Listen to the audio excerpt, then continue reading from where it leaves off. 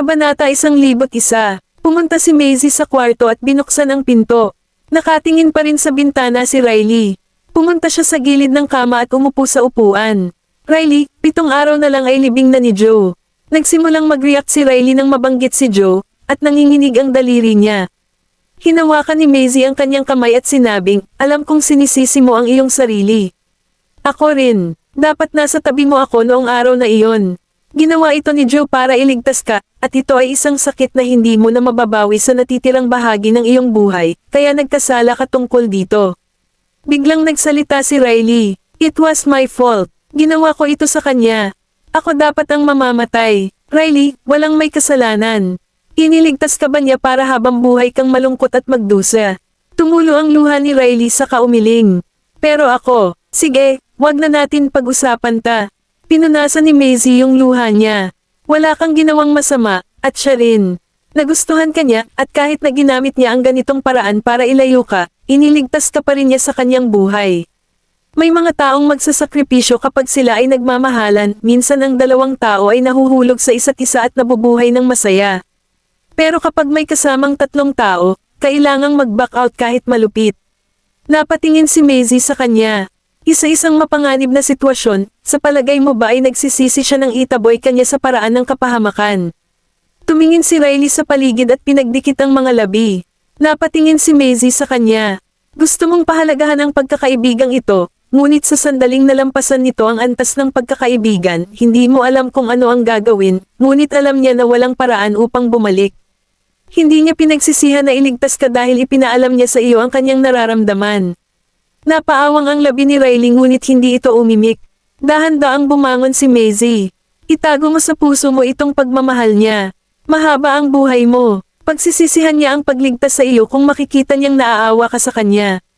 Naglalakad si Maisie papunta sa pinto nang biglang sinabi ni Riley, "The wake."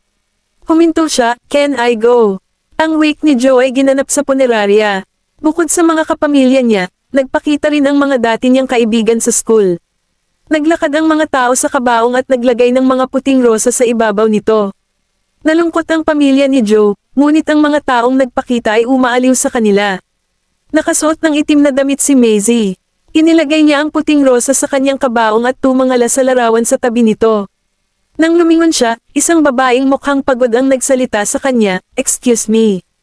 Lumingon si Maisie at nakita niya ang isang babaeng nasa edad 50 na may nakaipit na puting bulaklak sa harap ng dibdib. Nanay iyon ni Joe. Tumanggaw si Maisie. "Ma'am, kaibigan ka ba ni Joe mula sa paaralan? Dumating ka sa bahay namin kasama ang ibang babae bago ito, tama? Ibang-iba ang itsura mo, kaya hindi ako sigurado." Lumapit si Maisie sa kanya at hinawakan ang kamay niya, "Tama ka. Bumisita ako sa bahay mo kasama si Riley noong high school kami." Isang malungkot na ngiti ang ibinigay ni Mrs. Watson. Lahat ng ito ay bahagi ng buhay. Ang aking pakikiramay. Hinawakan ni Maisie ang kamay niya. Maaalala natin si Joe kahit na wala na siya, palagi. Pinahid ni Mrs. Watson ang kanyang mga luha at pinisil ang isang ngiti. When she composed herself, she remembered something. Hindi ba dumating yung ibang babae? Naaalala ko na mahal siya ni Joe, ngunit hindi niya ipinagtapat ang kanyang nararamdaman. Kabanata 102. Tila enmedyo ni Mrs. Watson kung paano si Joe noong nabubuhay pa siya habang nagsasalita. Ang ilang mga tao ay nahirapang tanggapin ang katotohanan kapag sila ay nasa sakit dahil ang tanging paraan upang makatakas ay ang mag-isip.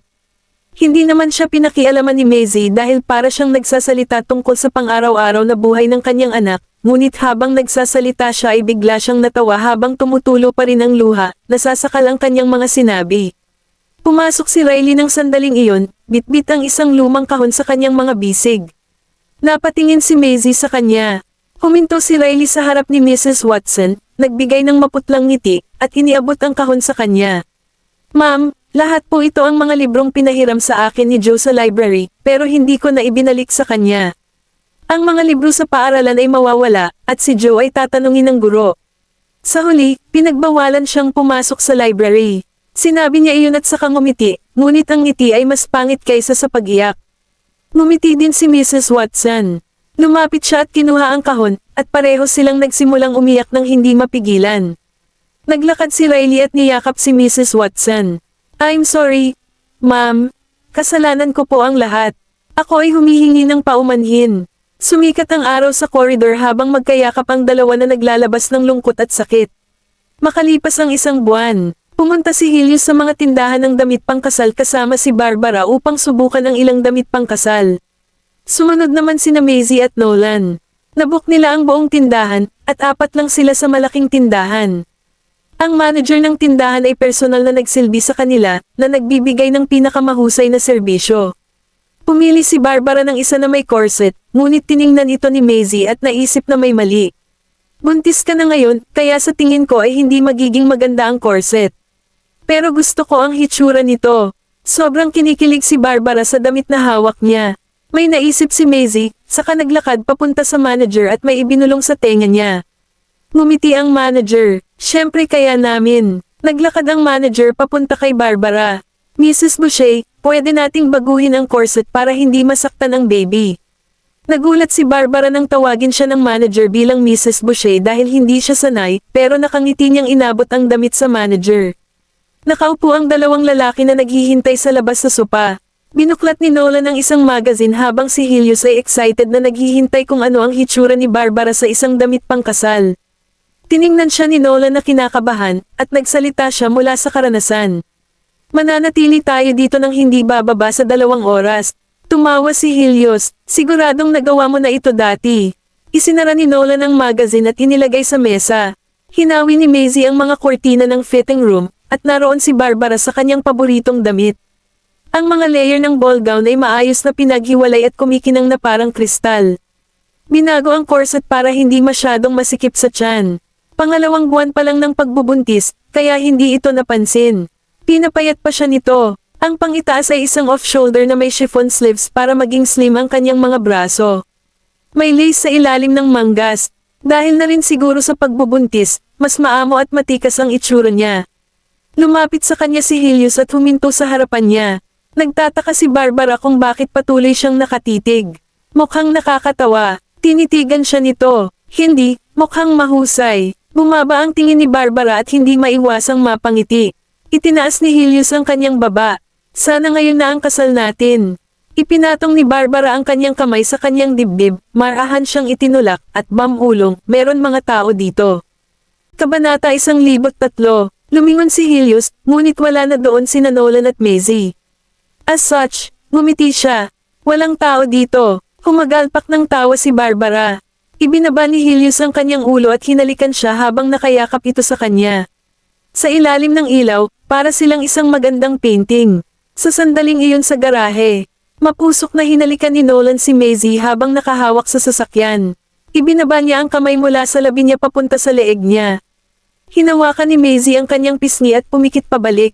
Maghintay ka. Wala tayo sa bahay. Ngumiti siya, hinawakan ang kamay niya, at hinalikan ang mga daliri niya. Tara na, umuwi na tayo. Nang makabalik sila sa villa ng Blue Bay, nagsimula silang maghalikan sa sandaling pumasok sila. Binuhat siya ni Nolan sa mesa at pinaupo doon. Hinubad niya ang kanyang kurbata at mapang-akit na tumingin sa kanya. Hindi ka makakatakas. Naalimpungatan sila sa isa't isa, at agad siyang hinalikan ni Nolan ng mapusok, na nagpawala sa kanyang isip. Sinabi niya sa kanyang tainga, Maisie, tawagin mo ang pangalan ko. Napaungol siya, Nolan. Gusto pa niya. Sumigaw siya, Knowles. Mas gusto pa niya. Niyakap siya ni Maisie at sinabi sa nanginginig na boses, Knowles, mahal ko. Napangiti si Nolan habang tumitibok ang puso niya, at pinagpapawisan siya. Muli niya itong hinalikan. Sabihin mo ulit yan. Iyon ang tawag niya sa kanya sa buong gabi. Kinabukasan, nang magising si Maisie, ang una niyang nakita ay ang mukha ni Nolan. Pinasadahan niya ng daliri ang mga kilay nito at pababa sa harap ng ilong nito patungo sa labi nito. Bigla siyang kinagat. Aray! Tumalon si Maisie. Gumapang si Nolan sa ibabaw niya at hinawakan siya pababa, nakangiti. Parurusahan kita. Inis na itinulak siya ni Maisie palayo. Hindi mo ba ako pinapapasok sa trabaho?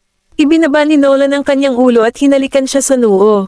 Siyempre, papayagan kita. Paanong hindi ko magagawa? Ginulo niya ang buhok niya at umayos ng upo. Bumangon ka na at maglinis. Niyakap siya ni Maisie mula sa likod at ipinatong ang baba sa balikat nito, dalhin mo ako doon. Ibinigay sa kanya ni Nolan ang gilid ng mata, hinayla siya sa kanyang mga bisig, at pagkatapos ay pumasok sa banyo. Biglang umalangaw ang boses ni Maisie. Nolan, ikaw asshole. Sa Sol. Hinagod ni Maisie ang kanyang masakit na likod. Si Nolan ay nasa 30s na ngunit masigla pa rin tulad ng isang taong nasa kanyang 20s. Halos masira na siya sa kalahati. Kumatok si Lucy at pumasok na may hawak na folder.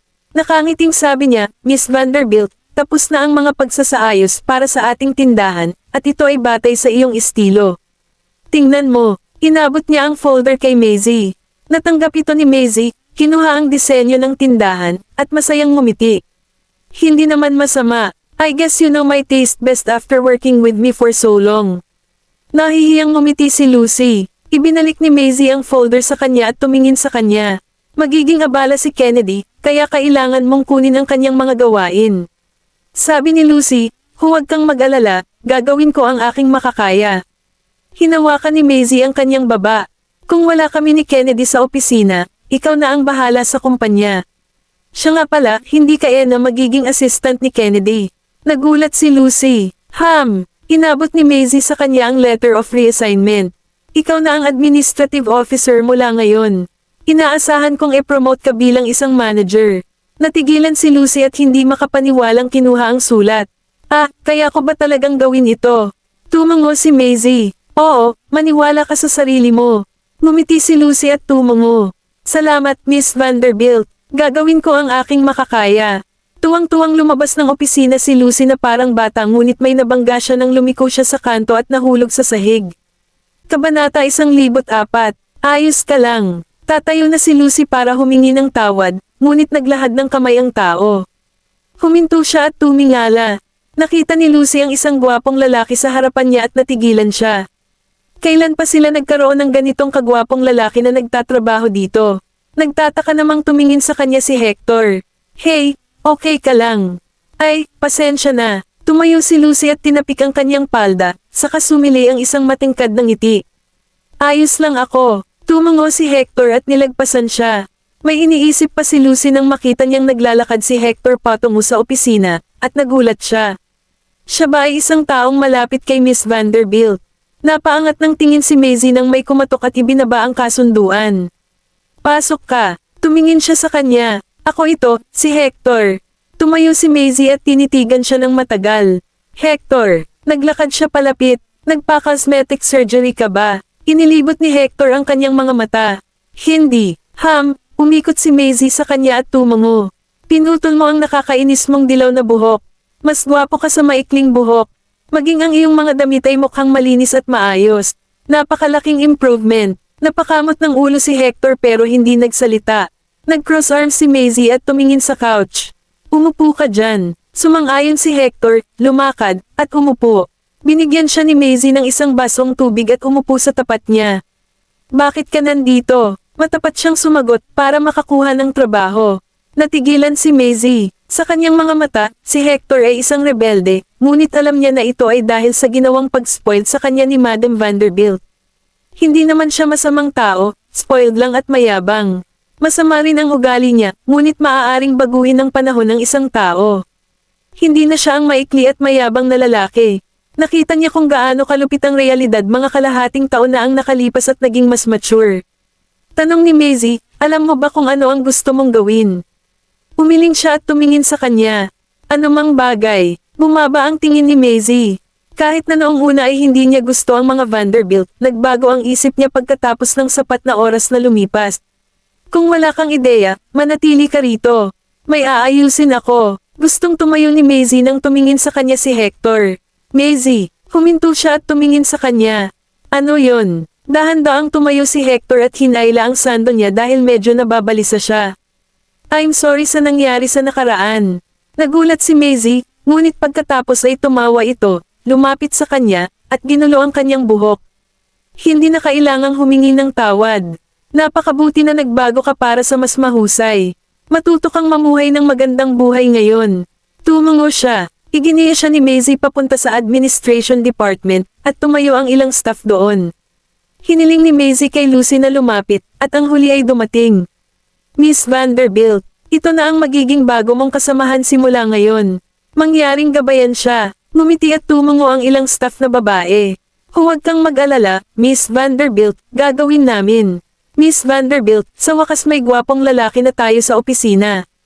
Pakihire ng ilan pa. Tumikim si Maisie at itinaas ang kamay, mukhang seryoso. Tahimik. Alam kong kakaunti lang ang sariwang karne natin dito. Kabanata 105. Nagtawanan ng ilang babaeng staff. Tumingin si Maisie sa kanila at ngumiti habang nakataas ang kilay. Kung maganda ang performance ninyo, kukuha ako ng ilang panggwapong lalaki. Mahal ka namin, Miss Vanderbilt. Lumingon si Maisie at tumingin kay Lucy. Hayaan mo siyang maging anino mo sa loob ng ilang araw. Nagulat si Lucy. Tumingin siya kay Hector at tumango. Tumalikod si Maisie at ipinatong ang kamay sa balikat ni Hector. Good luck. Nang makaalis si Maisie, tumingin sa kanya si Lucy at ngumiti. Hayaan mo akong mag-ayos ng desk para sa iyo at dalhin ka sa paligid, okay? Tumango si Hector. Bandang hapon ay nagtanghalian sina Maisie at Erwin sa restaurant, at nakipag-video call siya sa kanyang lolo. Nakaupo si Hernandez sa isang wheelchair, ang kanyang buhok ay mas maputi kaysa dati, at siya ay mukhang mas matanda. Nawala ang lahat ng pakiramdam niya sa ibabang bahagi ng kanyang katawan at hindi na niya maalagan ang kanyang sarili, kaya kailangang may tumulong sa kanya. Namula ang mata ni Maisie, pero ngumiti siya. Kumusta po kayo, lolo? Ngumiti si Hernandez at tumugon. Okay lang ako, wag mo akong alalahanin. Mukha siyang na-guilty. Pasensya na, hindi ko sinasadyang itago ang mga bagay-bagay mula sa iyo. I'm glad na buhay ka. Nagbaba ng tingin si Maisie at inayos ang sarili. Pupunta ako para bisitahin ka kapag may oras ako. Sige, pumayag siya at pagkatapos ay nagtanong, malalaki na ba ang 3 apo ko sa tuhod? Napangiti si Maisie. Oo, medyo lumaki na sila. Si Waylon ay babalik sa paaralan sa lalong madaling panahon sa Staslow. Hihilingin ko sa kanya na puntahan ka. Ngumiti si Hernandez, baka sa kanyang mga mata ang ilang dagdag na kulubot sa kanilang paligid. Sige, nang matapos ang tawag ay etinabi ni Erwin ang tablet. Magaan ka na ba ngayon? Tumango si Maisie at ngumiti. Salamat, Tio Erwin. Huwag kang mag-alala tungkol dito. I've always treated you as my niece all these years kahit na medyo maliit ka. Napangiti si Maisie. Ako ang isang dakot. Nagsali ng siya si Erwin. Babalik ako sa Morwich sa loob ng ilang araw. Tanong niya, muli. Oo, sagot ni Erwin. Kinuha niya ang tasa at humigop. Gusto ko talagang manatili at dumalo sa kasal mo, pero natatakot ako na hindi ko magawa.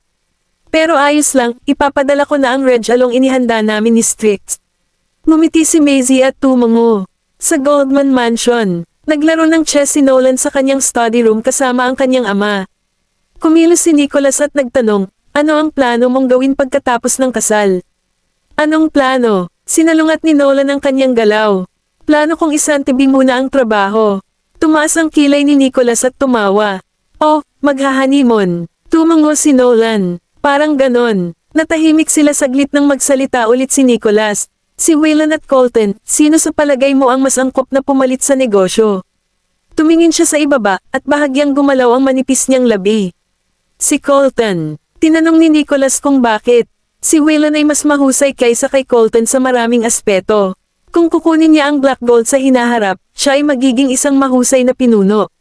Napangiti si Nolan. Namumukod tangi si Waylon. Kahit na ang kanyang pagkatao ay katulad ng sa akin, ang black gold ay hindi nangangailangan ng isa pang pinuno na may ganitong personalidad. Si Colton ay mahusay sa matematika at napakasensitibo sa mga numero.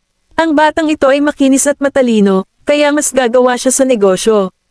Dahil sa talento ni Waylon, baka maging ligalig ng Staslow sa hinaharap. Kabanata 106. Tumanggaw si Nicholas, may pumasok sa kanyang isipan, at sinabi niya, gayunpaman, sana ay hindi maging isang walang pusong halimaw si Waylon tulad ng iyong lolo. Pagkatapos na sanayin ng iyong lolo, siya ay naging mas malupit. Mas kahawig din niya ang lolo mo kaysa sa iyo. Kung wala tayong gagawin, baka maging masyadong agresibo siya, at mahirap para sa atin na kontrolin siya. Humalaklak si Nolan, gaano man kalupit ang lolo ko, masunurin siya tulad ng isang maliit na aso sa harap ng aking lola. Nag-isip sandali si Nicholas at naramdaman niyang tama si Nolan. Opo, tatay, may naalala si Nolan at sinabing, palagi kong nakakalimutang palitan ang pangalan ng 3 bata. Masyadong maraming nangyari 3 taon na ang nakakaraan, at pagkatapos ay nawala ang iyong mga alaala pagkalipas ng 3 taon. Tumango si Nicholas, Kung hindi mo nabanggit, akala ko nakalimutan mo na. Walang sinabi si Nolan. Hinawakan ni Nicholas ang kanyang baba gamit ang kanyang kamay at napaisip. Pagkaraan ng ilang sandali, sinabi niya, hindi na natin kailangang palitan ang pangalan ni Daisy. Kung tutusin, ang Daisy ay isang magandang pangalan para sa isang babae. Gayunpaman, dapat nating isipin ang iba pang mga pangalan para kay Colton at Wayland. Inakala nila na si Maisie ay hindi makabuo ng magagandang pangalan para sa kanila, kaya't siya ay nanatili sa mga pangalan na iyon, at ngayon ay oras na upang baguhin ang mga ito. Ikaw ang lolo nila, kaya bibigyan kita ng pagkakataong pumili ng mga pangalan para sa kanila, sabi ni Nolan habang nakatingin kay Nicholas. Napatingin si Nicholas sa chess na nasa harapan nila at nag-isip ng matagal. Ano ang palagay mo tungkol sa Coleman Goldman at Wayne Goldman? Nilero ni Nolan ang chess piece sa pagitan ng kanyang mga daliri at tumango. Maganda sila sa akin. Isang malakas na tawa ang pinakawalan ni Nicholas at sinabing, magaling kung ganoon. Sa wakas ay mabibigyan ko na ang aking mga apo ng mas karaniwang mga pangalan. Natigilan si Nolan. Buti na lang at pinili ng kanyang ina ang kanyang pangalan. Kung hindi, dahil sa pagiging random ng kanyang ama sa pagbibigay sa kanya ng kanyang pangalan, dapat niyang pagsisihan ito ngayon. Ibinaba ni Nolan ang piraso ng chess at sinabing, Tay, may dalawa pang bagay na gusto kong talakayin sa iyo. Oo, ano sila? Ang unang bagay ay tungkol sa pamilya de Arma. Si Hernandez ay walang mga inapo, ngunit ibinigay niya ang mana kay Maisie. Kung maaari, makalipas ang 20 taon, kung ang isa sa 3 anak na iyon ay may anak, gusto kong mapabilang sila sa pamilya de Arma, kahit na ito ay isang bagay na hindi pa naririnig. Kumunat ang noo ni Nicholas. Pagkaraan ng ilang sandali, sinabi niya, well, I think it's fine. Magiging isang pamilya na ang pamilya de Arma at ang mga Goldman mula ngayon. Magtatakda tayo ng isang president, ngunit kailangan nating talakayin ito sa mga bata sa hinaharap. Nang tanungin niya ang tungkol sa pangalawang bagay, sumagot si Nolan, si Daisy ang kukuha sa apelyido ng kanyang ina. Sa Blue Bay Villa, kukunin ni Daisy ang apelyido ko. Matapos pakinggan ang sinabi ni Nolan, si Maisie nakakatapos lang magsuot ng maskara ay lumingon sa kanya at kumunat ang noo. Ayaw mo kay Daisy, nahuli si Nolan sa pagitan ng pagtawa at pagluha. Ano bang pinagsasabi mo? Anak ko si Daisy, at mahal ko siya higit sa anupaman. Lumapit siya kay Maisie at niyakap ito mula sa likod. Ipinatong niya ang kanyang baba sa tuktok ng kanyang ulo at nagpatuloy. Ang dahilan kung bakit ko nasabi iyon ay dahil sa iyo. Mamanahin ni Colton ang black gold sa hinaharap, at labis na gusto ng aking lolo si Wayland. Kung maaari, gusto ko ring isa sa mga anak natin ang kunin ang apelyido mo. Napangiti si Maisie. Lumingon siya at ipinulupot ang mga braso sa leeg nito. Kung gayon, hindi ba ibig sabihin nito na dapat na akong magpasalamat sa iyo? Para sa pag-iwan ng tagapagmana ng Vanderbilt. Sinundan ni Nolan ang kanyang mga labi mula sa gilid ng kanyang mga mata hanggang sa dulo ng kanyang ilong. Sinandok niya ito mula sa sahig at tinanong, kung gayon, paano mo ako babayaran? Nakabitin sa katawan, tumingin sa kanya si Maisie at ngumiti. Kung gayon, iaalay ko ang aking sarili sa iyo. Inihiga siya nito sa kama at pinatong sa kanya. Kung gayon, gusto kong ialay mo sa akin ang natitirang bahagi ng iyong buhay. Makalipas ang ilang araw, sa Seoul. Paglabas ni na Maisie at Kennedy sa elevator, nakita nilang doble ang dami ng mga customer sa lobby kaysa sa karaniwan, at karamihan sa kanila ay mga batang babaeng customer. Kabanata 107. Umiling si Maisie. Hindi sa pagkakaalam ko. Naglakad silang dalawa at nakita si Lucy. Inipit ni na Kennedy at Maisie ang kanilang mga sarili sa karamihan at tinapik ang kanyang balikat. Lumingon si Lucy at binigyan sila ng isang ngiti. Miss Vanderbilt, tingnan mo. Ang ating tindahan ay napuno ngayon. Magtatanong na sana si Maisie kung ano ang nangyayari nang tumangala siya at nakitang personal na nagsusuot ng kwintas si Hector para sa isang dalagang customer bago nagpatuloy sa pagpapakilala ng tamang alahas sa babaeng customer. Natigilan si Maisie. Tinanong ni Kennedy si Lucy, simula kailan tayo kumuha ng bagong kawani? Sagot ni Lucy, si Miss Vanderbilt ang nag-hire sa kanya. Noon lang natauhan si Maisie. Ngumiti siya kay Kennedy at nagtanong, ibang-iba siya, tama. Siya si Hector. Laking gulat ni Kennedy. Ilang beses niyang pinag-aralan si Hector pataas at pababa at hindi makapaniwalang sinabi. Siya ba talaga? Nakasuot ng formal na uniforme si Hector. Hindi niya pinalabas ang thug vibe na meron siya noon. Kahit na siya ay nag-ahit ng kanyang hindi naaangkop na buhok at pinananatiling isang mas pangkalahatang buzz cut. Gayunpaman, ang ganitong uri ng hairstyle ay angkop kay Hector. Hindi siya mukhang hindi malinis gaya noong nag-iingat siya ng mahabang hairstyle. Pagkatapos mag-ahit ng kanyang buhok at magsuot ng iba't ibang damit, nagbigay si Hector ng kakaibang vibe. Kahit na ang kanyang pagmamataas at dominanteng pag-uugali na nagugat sa pagkasira ni Madam Vanderbilt ay hindi na matagpuan. Kasabay nito, nagustuhan ng isang babaeng customer ang isang pink na kristal na pulse earrings. Dinala niya ito sa kanya at tinanong kung maganda ba ito sa kanya o hindi. Kung ito ay isa pang tindero, maaari nilang purihin ang customer at hikayatin silang bilhin ang pulse earrings para sa kapakanan ng pagganap ng mga benta. Habang iniisip ni Maisie kung ano ang gagawin ni Hector, tumingin ito sa kanya saglit at umiling. Hindi ka maganda sa pink. Natigilan ang babaeng customer. Gayunpaman, hindi nagtagal ay binigyan siya ni Hector ng paliwanag. Hindi ako magaling magsalita. Kung nagustuhan mo ang bracelet na ito at pipilitin mong bilhin ito, hindi rin kita pipigilan. Kung tutuusin, magkaiba ang panlasa ng lalaki at babae. Sa palagay ko, sa tingin ko ang mapusyaw na kulay na alahas ay mas angkop para sa iyo. Ang maputlang pulse earrings na ito, halimbawa, wala kang fair skin at mas magiging maganda ang pink sa mga taong may fair skin. Sa makatuwid, dapat kang magsuot ng mas magaan na kulay. Gayunpaman, kailangan mo pa ring makita ito para sa iyong sarili. Tutulungan kitang ilagay ito, at maaari mong ihambing ang mga ito sa iyong sarili. Pagkatapos niyang magsalita ay isinuot niya ang pink crystal bracelet sa kaliwang kamay niya at saka ang light-colored na bracelet sa kanan niya. Pagkatapos ay binigyan niya siya ng salamin at hinayaan siyang ikumpara ang pagkakaiba nila mismo. Ang isa pang medyo may edad na babaeng customer sa tabi niya ay tumugon, maganda ang panlasa niya. Sa tingin ko rin, mas maganda ka sa bracelet na ito kumpara sa pink. Kinonsulta ng babaeng customer ang ibang babae sa likod niya. Lahat sila ay tumango bilang pagsang-ayon at sinabing, oo, maganda ang panlasa niya. Sa huli, nagpa siya ang babaeng customer na huwag bilhin ang pink na kristal na pulse earrings. Ngumiti ito sa kanya at sinabing, maraming salamat sa iyong mungkahi. Kukunin ko ang isang ito pagkatapos. Nakangiting tugon ni Hector, walang anuman. Excited na rin ang ibang mga babaeng customer. Gusto kong pumili din siya ng bracelet para sa akin.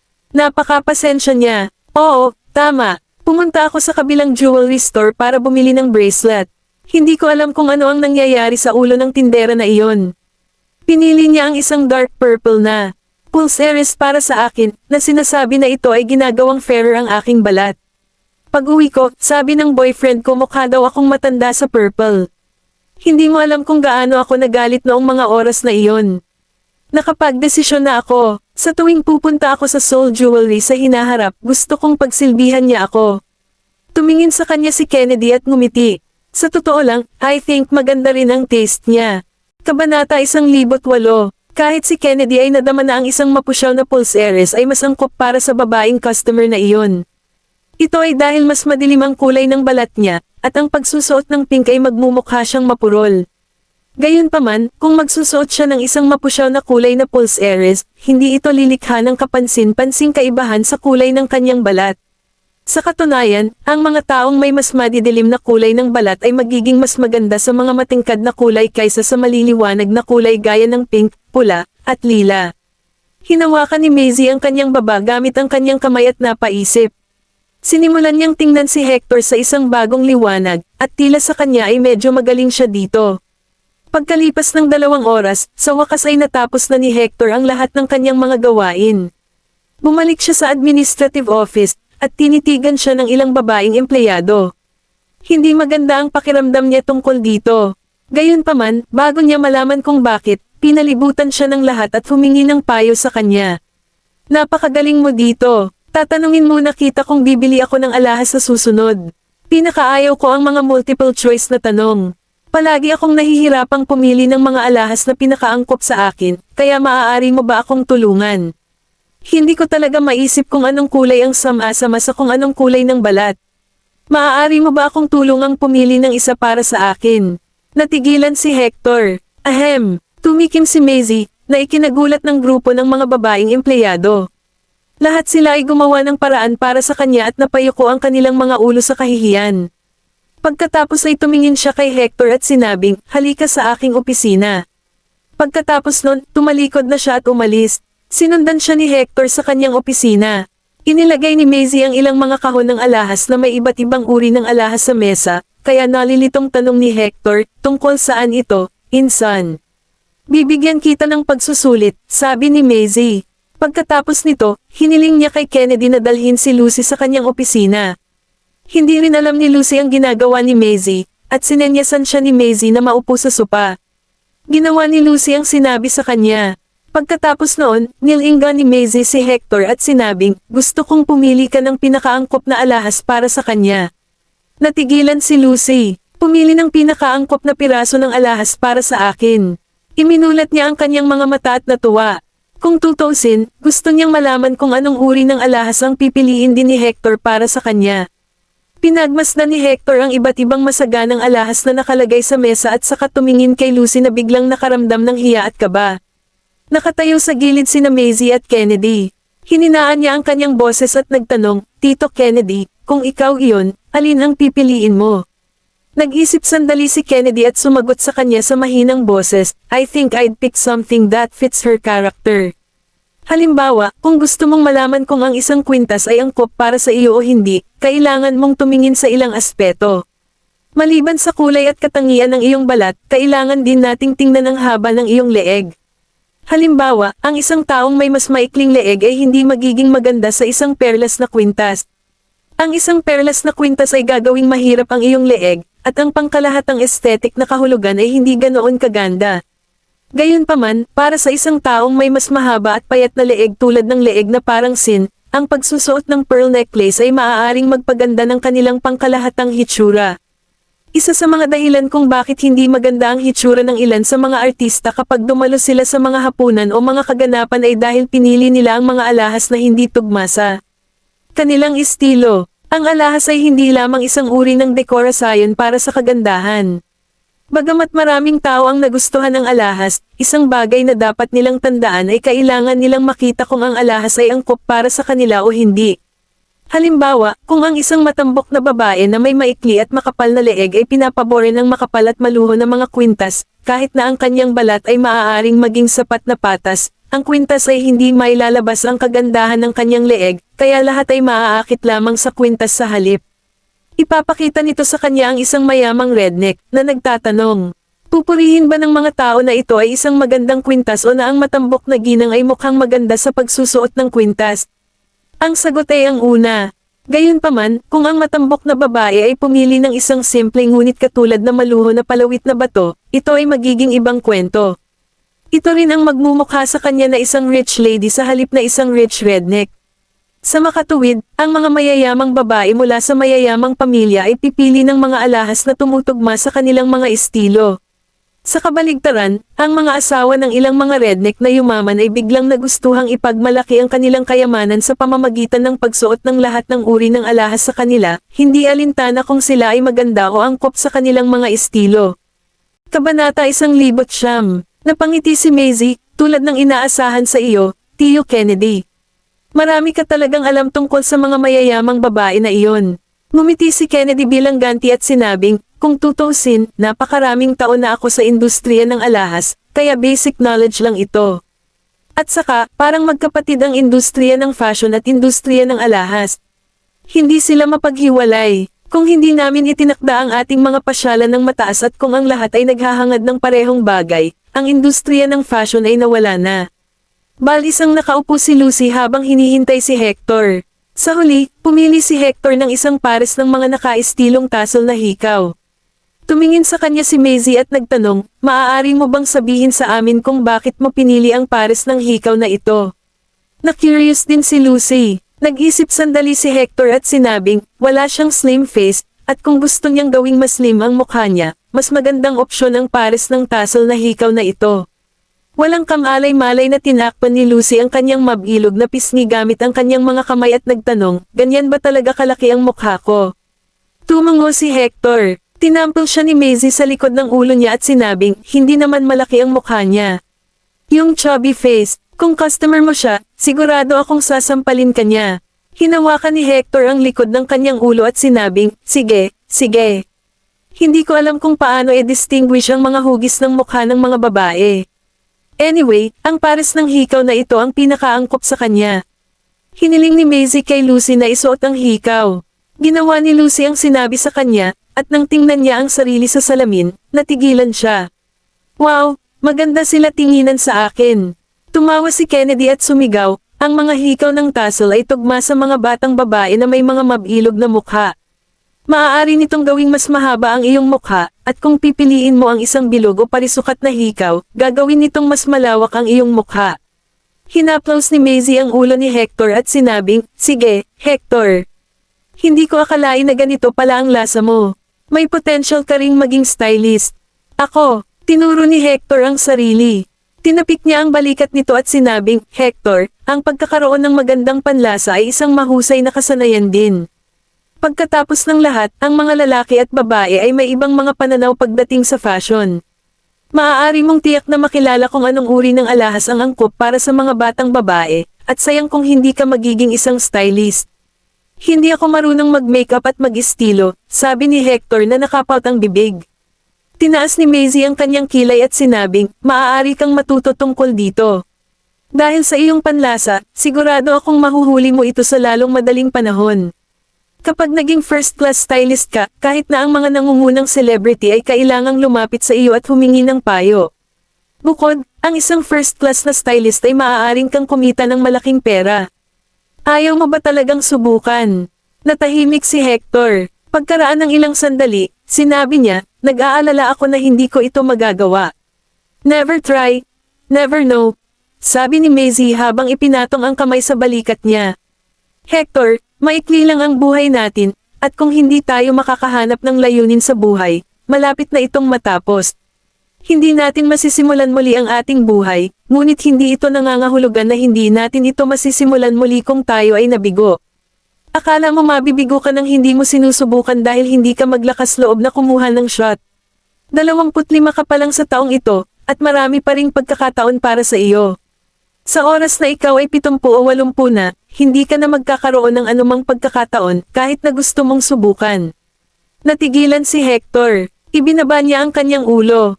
Para mag-isip sandali, at sa oras na itinaas niya muli ang kanyang ulo, may determinasyon sa kanyang mga mata. Sige, susubukan ko. Makalipas ng ilang araw, nagsimulang mag-aral si Hector kung paano mag-makeup at mag-style. Maliban sa pagbabasa ng mga libro o magazine kapag libre siya, gumagawa rin siya ng ilang modeling experiment kasama ang mga babaeng staff sa kumpanya. Bihira lang sa kanilang kumpanya na magkaroon ng ganoong kaguwapong binata, kaya hindi nasabi na ang mga babaeng staff ng Soul ay handang tumulong sa kanya. Bukod dito, naroon din ang mga marunong mag-makeup para ipakita sa kanya kung paano ito gagawin. Sa ibang pagkakataon, tumutulong pa rin si Hector sa pagtitinda ng mga alahas sa tindahan. Parami ng parami ang mga babaeng customer na dumarating sa Soul, at dahil sa kanyang candid opinion, pati na rin sa kanyang great taste, naging popular siya sa social media platform. Kabanata 110, sa Black Gold. Nag-scroll si Quincy sa tablet habang iniulat niya ang mga natuklasan ng kanyang trabaho sa harap ng desk. Si Nolan ay may hawak na tasa ng kape sa harap ng kanyang mga labi, ngunit hindi niya ito ininom. Tinapik niya ang kanyang mga daliri sa desk at halatang na-distract siya. Inangat ni Quincy ang kanyang ulo at nagtanong, Mr. Goldman. Tumingin si Nolan sa labas sa bintana at sinabing, mukhang maraming bagay ang nangyayari sa Soul. Humalaklak si Quincy at sinabing, hindi ba magandang bagay iyon kapag parami ng parami ang bumibili ng mga alahas mula sa Soul Jewelry ni Mrs. Goldman. Kumunat ang noo ni Nolan. Alam mo bang nag-hire lang siya ng bagong staff? Balita ko medyo gwapo siya, at medyo marami na siyang nakuhang atensyon lately. Natigilan si Quincy. Ito ba ang inaalala mo? Ibinaba ni Nolan ang tasa ng kape, at hindi mabasa ang ekspresyon sa kanyang mukha. Narinig ko rin na naglalagay siya ng maraming pagsisikap sa pag-aalaga sa batang iyon. Kumaibat ang sulok ng labi ni Quincy. Hindi ba normal lang? Sigurado ako na gagawin mo rin ito kung nakatagpo ka ng isang mahuhusay na miyembro ng kawani, si Mr. Goldman. Inangat ni Nolan ang kanyang ulo para tingnan si Quincy. Madilim ang mukha niya habang sinasabi, kapag busy siya sa pagsasanay ng mga bagong staff, wala siyang oras sa akin. Hindi rin niya ako tinawagan. Hindi na ba ako kaakit-akit sa kanya? Pinigilan ni Quincy ang pagtawa at ibinaba ang ulo. Mr. Goldman, sabi nila babae lang ang mag-iisip ng mga ganoong bagay, kaya bakit mo? Kumunat ang noo ni Nolan. Maya-maya, tumayo siya at kinuha ang jacket sa likod ng upuan niya. Natigilan si Quincy. Saan ka pupunta, Mr. Goldman? Nag-aalala ako sa kanya, kaya babantayan ko siya. Isinuot ni Nolan ang kanyang jacket at padabog na lumabas ng kanyang opisina, naiwan si Quincy na naninigas sa kanyang pwesto. Nang dumating si Nolan sa Seoul sakay ng kanyang Rolls Royce, hindi siya bumaba ng sasakyan. Sa halip, tumingin siya sa mga mamimili na sunod-sunod na pumapasok at lumalabas ng lobby. Kinusat niya ang kanyang mga mata at ibinaba ang bintana. Samantala, dalawang binata ang dumaan sa kanyang sasakyan, at ang isa sa kanila ay nagrereklamo sa isa pang lalaki. Hindi ko nahahayaan ang aking kasintahan na pumunta sa tindahan ng alahas na ito.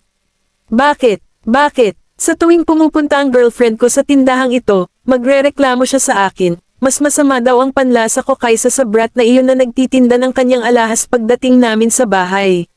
Hindi lang iyon, pinupuri pa niya ito dahil sa pagiging gwapo niya at may masarap na panlasa sa harapan ko, kaya sa tingin mo kaya ko.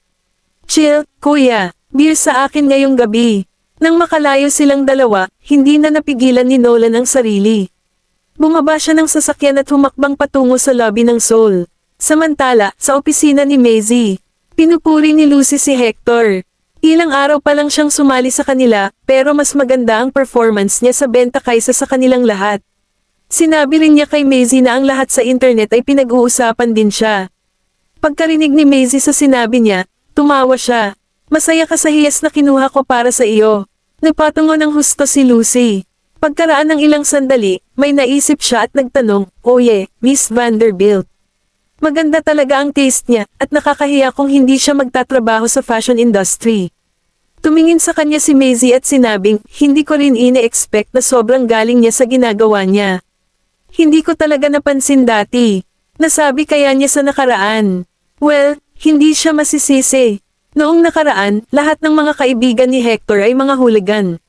Hindi niya mapatahimik ang kanyang isipan, ni hindi niya alam kung ano ang angkop para sa kanya at sa kanyang layunin sa buhay. Kaya naman, sumunod na lamang siya sa kanyang mga kaibigan. Laging sinasabi ng mga tao na ang kapaligiran ay may malaking impluwensya sa pag-uugali ng isang tao. Ito ay pagkatapos lamang na si Hector ay bumalik sa isang bagong dahon at putulin ang mga relasyon sa kanyang mga dating kaibigan na siya ay maaaring mabawi ang isang pakiramdam ng kanyang sariling halaga. May pumasok sa isipan ni Maisie, at sinabi niya, Oye, tulungan mo akong humalili sa kumpanya ngayon. Sasamahan ko siya para bumili ng damit mamaya. Kung tutusin, siya ang pinakasikat na tindero sa ating kumpanya, kaya mahalaga ang kanyang hitsura. At saka, kailangan din niya itong samahan para maghanap ng bahay. Pumunta siya rito mula sa Coralia at kailangan niya ng bahay na matitirhan. Hindi mo ba hihilingin sa akin ang aking opinyon kapag kinukuha mo ang isang lalaki para kumuha siya ng damit? Umalangaw ang boses ni Nolan, na ikinagulat ni Maisie at Lucy. Napalingon sila nang makikitang nakatayo si Nolan sa may pintuan habang naka-cross arms sa harap ng dibdib habang makahulugang nakatingin kay Maisie.